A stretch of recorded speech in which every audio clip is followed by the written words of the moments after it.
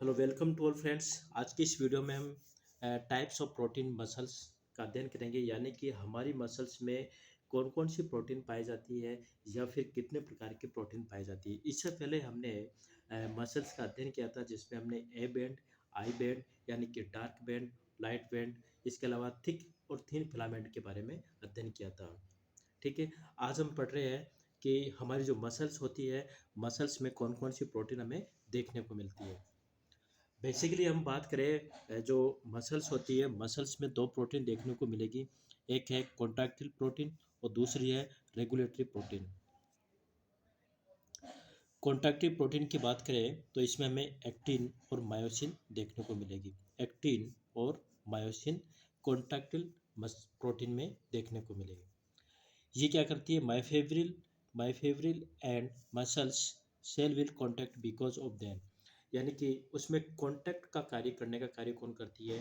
Protein actin व myosin, जो हमारे मसल्स में काम करेगी। इसके अलावा रेगुलेटरी प्रोटीन कौन कौन सी है? रेगुलेटरी प्रोटीन की बात करें तो ट्रोपोनिन है और एक है ट्रोपोमाइसिन है। प्रोटीन दो देखने को मिलेगी। एक तो कॉन्ट्रैक्टाइल प्रोटीन, जो कि मसल्स को कॉन्ट्रैक्ट करने का कार्य करती है, ना कि प्रोटीन कॉन्ट्रैक्ट होती है। ठीक है। रेगुलेटरी प्रोटीन की बात करें तो रेगुलेटरी प्रोटीन में ट्रोपोनिन है और ट्रोपोमाइसिन। They decide will when contract and relax will. Next हम देखें स्ट्रक्चर ऑफ थिक फिलामेंट। अगर हम जैसे कि स्ट्रक्चर थिक फिलामेंट की बात करें तो थिक फिलामेंट में भी हम जो कई सारी संरचनाओं से बने होते हैं, तो उसमें जो हम प्रोटीन की बात करें तो वो कौन कौन सी प्रोटीन होती है, इसमें देखें तो हमें देखने को मिलेगा कि मोनोमर ऑफ थिक फिलामेंट में हमें एक विशेष प्रकार की संरचना देखने को मिलती है।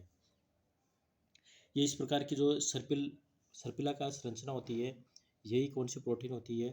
मीरोमाइसिन होती है। ये क्या है? एक तरह से मीरोमाइसिन है। अगर हम जैसे कि थिक फिलामेंट होते हैं तो थिक फिलामेंट कई सारे पॉलीमर की संरचनाओं से बने होते हैं। अगर हम एक मोनोमर को बाहर निकालते हैं तो इसका डायग्राम इस प्रकार से देखने को मिलेगा। ये डायग्राम जब इस प्रकार से दिखाई देता है तो ये जो पार्ट होता है, इसका ये वाला हिस्सा होता है, इसे अपन बोलते हैं, जो भारी पार्ट होता है इसे हेड बोलते हैं, यानी कि HMM, यानी कि हैवी मीरोमाइसोन माइसिन, हैवी मीरोमाइसिन है। ठीक है। और ये जो पार्ट होता है इसे नेक बोलते हैं, इसे हम बोल सकते हैं शॉर्ट आर्म, यानी कि हेवी मीरोमाइसिन है। और ये वाला पार्ट है टेल, जो कि टाइट मीरोमाइसिन कहलाता है।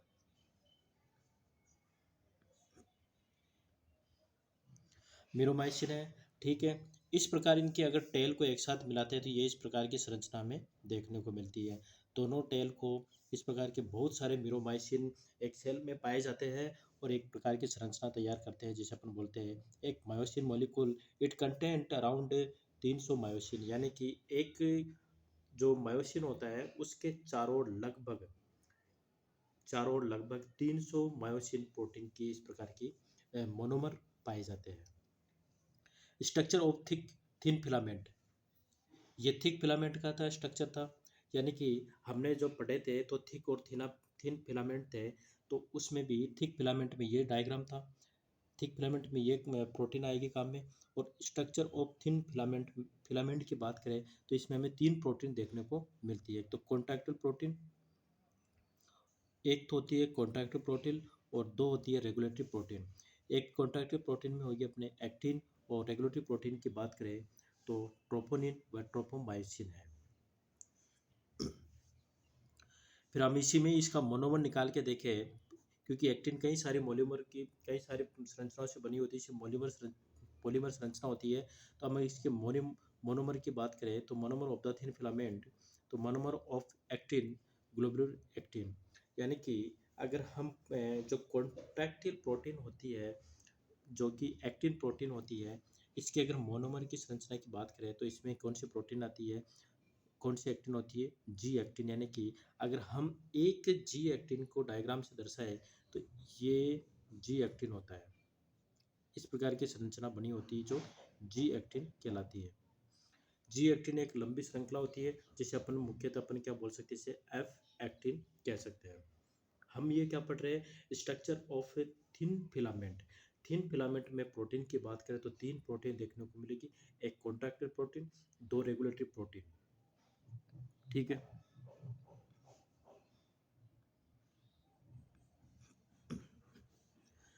एक कॉन्ट्रैक्टिव प्रोटीन में क्या आ जाएगी, एक्टिन। जो एक्टिन पॉलीमर संरचना होती है, पॉलीमर संरचना को का अगर हम मोनोमर निकाल के देखें तो हमें इसका मोनोमर ऑफ एक्टिन क्या होगा, ग्लोबुलर ग्लोबुलर एक्टिन यानी कि जी एक्टिन होगा।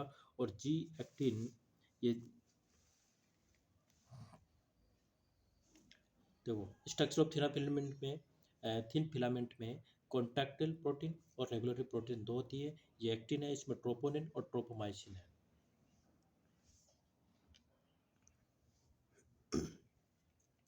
एक्टिन प्रोटीन जो होती है कि पॉलीमर संरचनाओं की बनी होती है। अगर हम इसके एक मोनोमर की बात करें तो मोनोमर क्या कहलाता है, इसका एक ग्लोबुलर प्रोएक्टिन होता है। इस प्रकार के कई सारे जी एक्टिन मिलकर एक संरचना बनाती है, जिसे एफ एक्टिन कहते हैं। ठीक है। अगर हम इस संरचना को यूँ देखें कि मसल्स में किस प्रकार से व्यवस्थित होती है, तो ये जो होती है इसमें एफ एक्टिन की दो लेयरें होती है। एफ एक्टिन ये वाला इस दर्शाया गया, यह एफ एक्टिन की दो दो संरचनाएं होती है। ठीक है। और ये जो ग्रीन से दर्शाया गया है, ये है एक तरह से ट्रोपोमाइसिन। क्योंकि हमने पढ़ा है इसमें 3 प्रोटीन देखने को मिलेगी, एक है ट्रोपोनिन, ट्रोपोमाइसिन, ठीक है, और एक एक्टिन। तो ये जो दिखाई दे रही है, दो लेयरें दिखाई दे रही है इस प्रकार की सर्पिलाकार में, ये तो है ट्रोपोमाइसिन। और ट्रोपोमाइसिन के ऊपर ही एक प्रोटीन पाई जाती है, इसे ट्रोपोनिन प्रोटीन कहते हैं, जो तीन सब यूनिट में विभाजित रहती है। इसकी 3 सब यूनिट होती है। ठीक है, जिसे ट्रोपोमाइसिन कहते हैं। ये अपने मायोसिन, जो कि ये टेल वाला पार्ट होता है, ये इसका हेड वाला पार्ट होता है। हेड वाले पार्ट है जो कि एटीपी बाइंडिंग पार्ट होता है, और जो एटीपी को खर्च करके, एटीपी को तोड़ के एक तरह से ये जो होता है एक्टिन से जुड़ने का कार्य करता है। अब होता क्या है कि ये जो संरचना होती है जो थिन फिलामेंट की, उसमें जो मायोसिन है एक्टिन से कैसे कनेक्ट होगा, इसको हम देखें कि जो जी प्रोटीन होती है, जी प्रोटीन में क्या होती है, एक संरचना होती है बाइंडिंग वाली, मायोसिन बाइंडिंग होती है। इसी के द्वारा ये जो मायोसिन होता है उसका हेड जी एक्टिन के जी एक्टिन के हेड, जी एक्टिन का जो बाइंडिंग पार्ट होता है इससे कनेक्ट होता है। लेकिन कनेक्ट तो होता है, लेकिन क्या होता है, जो ट्रोपोमाइसिन है वो जी एक्टिन को कवर किए रहता है और इससे कनेक्ट नहीं हो पाती है। यानी कि एक तरह से जी एक्टिन जो होता है इसके चारों ओर ट्रोपोमायोसिन का कवरिंग होती है। ये ट्रोपोमायोसिन जो होती है इस प्रकार से ये एक्टिन को कवर किए हुए रहती है। इस प्रकार से एक्टिन को कवर किए कौन है, ट्रोपोमायोसिन, जो कि अब ये इससे बाइंड करेगा तो इसके ऊपर क्या हो रही है, ट्रोपोमायोसिन की बाइंडिंग और ट्रोपोमायोसिन का कवरिंग हो रहा है, जिससे मायोसिन बाइंडिंग जिसे अपन कहते हैं, और वह है एक जो मायोसिन है उसे कनेक्ट नहीं हो पाता है। इसी के अलावा देखो ये इसे रोकने का कार्य इसलिए करता है क्योंकि अगर जैसे इसके कनेक्ट हो तो हमारी मसल क्या होगी, कांटेक्ट होगी। अगर ये इसके ऊपर कवरिंग नहीं होगी तो हमारी मसल से कभी भी किसी समय कांटेक्ट हो सकती है और कांटेक्ट होती रहती है, तो एक तरह से हमारे लिए नुकसान ही है वो। तो इसको रोकने के लिए क्या करती है, ट्रोपोमायोसिन इसके ऊपर कवरिंग बना के रखती है। जब ज़रूरत होती है तब कवरिंग हटाई जाती है। ये चीज़ हम आगे पढ़ेंगे। फिलहाल क्या है कि इसके बेवजह यानी कि हर वक्त हर समय जो कॉन्टैक्ट को रोकने के लिए इसके ऊपर एक कवरिंग होती है किसकी, ट्रोपोमायोसिन की। ठीक है। इसके अलावा ट्रोपोमायोसिन पे भी एक प्रोटीन होती है जिसे अपन बोलते हैं कौन सी, ट्रोपोनिन। ट्रोपोनिन भी क्या करती है, इसको एक तरह से स्थायी बनाए रखने का कार्य करती है, ताकि ये यहाँ से इधर से खिसके नहीं, ताकि इसकी जगह स्थिर रहे और मायोसिन एक्टिन के साथ कनेक्ट नहीं हो पाए। ठीक है, ये इनका इस प्रकार से इनकी संरचना होती है। नेक्स्ट हम देखें कि ट्रोपोनिन जो होती है, ट्रोपोनिन की 3 सब यूनिट होती है। एक तो ट्रोपोनिन आई, ट्रोपोनिन टीपीआई, टीपीटी और टीपीसी। देखो टीपीआई क्या करती है, एक तरह से मायोसिन को भी, ये भी एक तरह से इंटरेक्शन को रोकती है, यानी कि इनहिबिट करती है। जिस प्रकार ट्रोपोमायोसिन जिस प्रकार से ये ट्रोपोमायोसिन ये जी एक्टिन को मायोसिन से कनेक्ट नहीं होने दे रहा था, उसी प्रकार ये भी एक तरह से इनके कॉन्टैक्ट को रोकती है। इसी प्रकार टीपीटी क्या करती है, एक तरह से it binding with tropomyosin in proper palace. यानी कि टीपीटी एक तरह से क्या करती है, कि जो ट्रोपोमायोसिन है इसकी बाइंडिंग को मजबूती से रोके रखती है ताकि ये खिसके नहीं और जी एक्टिन मायोसिन से कनेक्ट नहीं हो।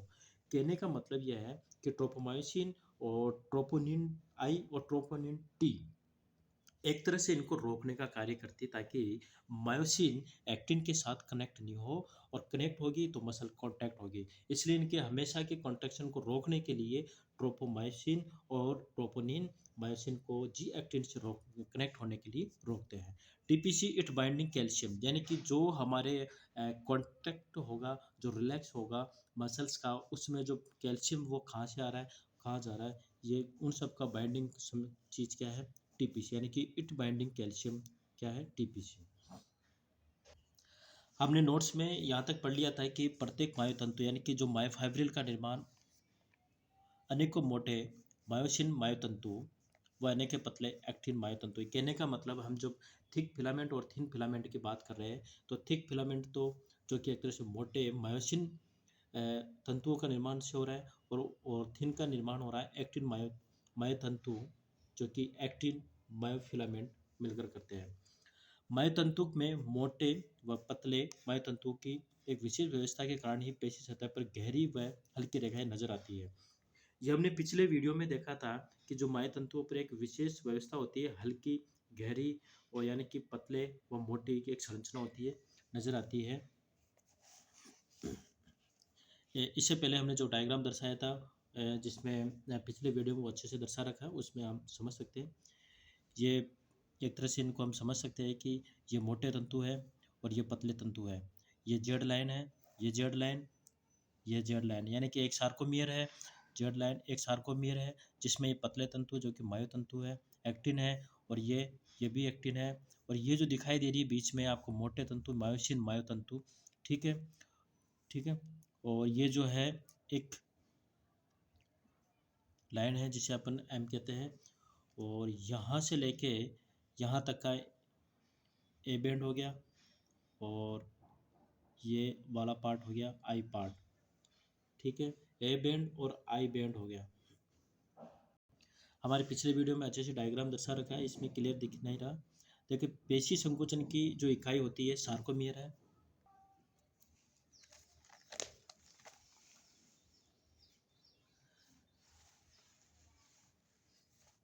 देखो हमने एक अधिक अनुभार वाला जो कि HMM भाग, जिसे अपन ने अभी थोड़ी देर डायग्राम से समझा था कि अधिक अनुभार वाला जो कि स्ट्रक्चर ऑफ थिक फिलामेंट है, जिसमें HMM यानी कि हेवी म्यूरोमाइसिन जो कि एटीपी और मैग्नीशियम का एक तरह से आबंधन स्थल होता है, और निम्न अनुभार वाला पार्ट जैसे कि LMM यानी कि लाइट म्यूरोमाइसिन भाग कहते हैं। अगर हम इसे डायग्राम से समझे तो ये इस प्रकार की संरचना है, और ये वाला जो पार्ट होता है एक्टिन, ये वाला जो पार्ट हेड होता है जो कि हेवी पार्ट जिसे अपन दर्शाते हैं हेवी म्यूरोमाइसिन जिसे अपन कहते हैं, ये छोटी भुजा यानी कि शॉर्ट आर्म होती है यहाँ पर, और ये वाला पार्ट हो जाता है जो कि एक्टिन आबंधन स्थल होता है। और दूसरी बात एटीपी फेज का एक आबंधन स्थल होता है। ये वाला जो पार्ट होता है LMM यानी कि लाइट म्यूरोमाइसिन होता है। ये तो हो गया अपने एक तरह से थिक फिलामेंट मायोतंतु की संरचना होगी। अब हम पतले एक्टिन यानी कि थिन फिलामेंट की बात करें तो प्रत्येक पतला मायोतंतु 3 प्रकार के प्रोटीनों से निर्मित होता है। 3 प्रकार के प्रोटीन हमने अभी थोड़ी देर पहले देखी कि 3 प्रकार के प्रोटीन, एक तो कॉन्ट्रैक्टेड प्रोटीन एक होती है, और 2 रेगुलेटरी प्रोटीन जिसमें एक्टिन और एक ट्रोपोनिन और ट्रोपोमायोसिन। अगर एक्टिन के पॉलीमर होते हैं तो इसकी मोनोमर की संरचना क्या होती है, जी एक्टिन, या फिर इसे अपन एफ एक्टिन दर्शा सकते हैं। देखो एफ एक्टिन जो होती है इनकी 2 पॉलीपेप्टाइड श्रृंखलाएं कुंडलित होती है। एफ एक्टिन जो कि इस प्रकार की संरचना होती है, इसकी 2 पॉलीपेप्टाइड श्रृंखला होती है, सर्पिलाकार में एक दूसरे को आबंधित की हुई होती है, बंधित कुंडलित रूप में पाई जाती है। इन पर मायोसिन शीर्ष इन पर मायोसिन यानी कि इन पर मायोसिन शीर्ष आबंधन सक्रिय स्थल उपस्थित होते हैं। यानी कि एक तरह से ये जो एफ एक्टिन या फिर जी एक्टिन प्रोटीन होती है, इस पर ये मायोसिन सक्रिय स्थल होता है, जैसे कि जो मायोसिन होता है इस पे आके कनेक्ट होता है। दूसरी प्रोटीन है जो रेगुलेटरी प्रोटीन में आती है, ट्रोपोमाइसिन और ट्रोपोनिन। ट्रोपोमाइसिन की बात करें तो ट्रोपोमाइसिन एक तरह से इसके ऊपर कवरिंग की ओर रहता है ताकि आसानी से ये एक्टिन मायोसिन ट्रोपोमायोसिन एक तरह से जो एक्टिन होता है उसको ऊपर कवर किया रहता है ताकि मायोसिन इससे आसानी से कनेक्ट नहीं हो पाए। अगर ये हर समय ऐसे जल्दी कनेक्ट हो जाएगी तो हमारी मसल से हर समय कॉन्टैक्ट होती रहेगी। फिर हम ट्रोपोनिन की बात करें तो ट्रोपोनिन में 3 सब यूनिट थी, जिसमें ट्रोपोनिन टी, टीपीसी, टीपीटी और टीपीआई। अगर हम टीपीसी की उप इकाई की बात करें तो ये कैल्शियम बंधन स्थल होता है, हमने पढ़ ही लिया। और टीपीटी की बात करें तो यह उप इकाई ट्रोपोमायोसिन से सक्रिय बंधन यानी कि टी, यानी कि ये यहाँ पर होती है टी, जो कि ट्रोपोमायोसिन से संकुल बनाकर एफ एक्टिन के सक्रिय स्थल को ढक देती है। ट्रोपोमायोसिन तो वैसे ढकी रहती है, लेकिन टी इसको और एक तरह से किल की तरह बांधे रखती है, एक तरह से स्थल को ढकती रहती है। और टीपीआई उप इकाई यह है एफ एक्टिन से जुड़ती है।